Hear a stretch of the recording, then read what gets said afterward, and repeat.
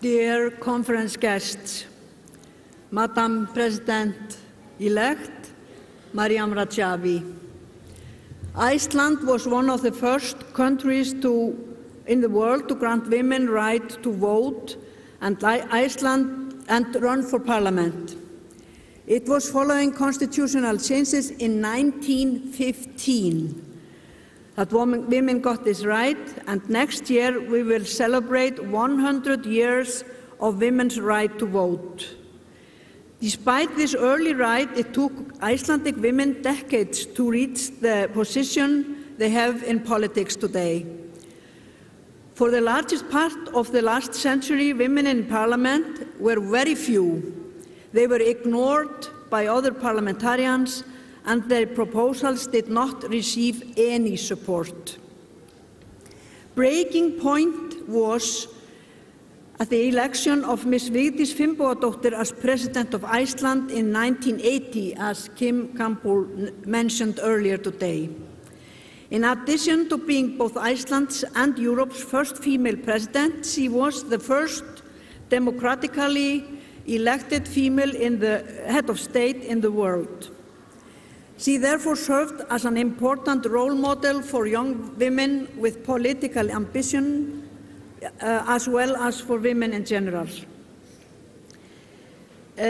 Now, nearly 30 years later, in the elections that took place in 2009, Icelandic women broke the glass ceiling.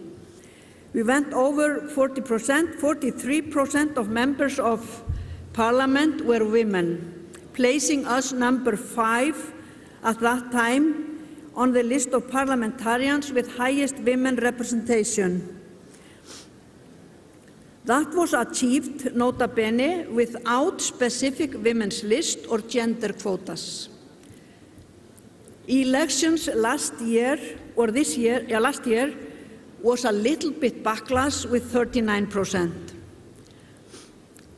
Other milestones, very important, were reached in 2009 when half of the government was female ministers, the Prime Minister, a woman for the first time in Iceland, and all heads of the 3 branches of state powers, the legislative, the executive, and the judicial, were women.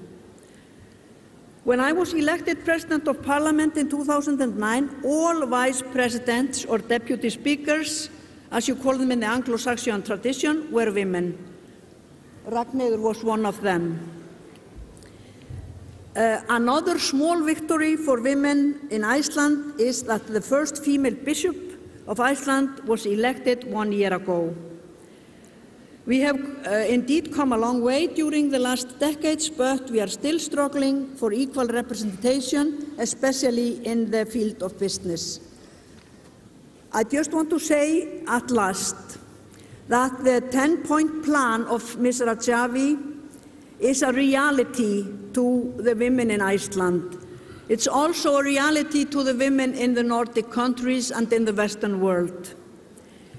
Dictatorship and women oppression should never be tolerated. Fight on. We will support you. You will win.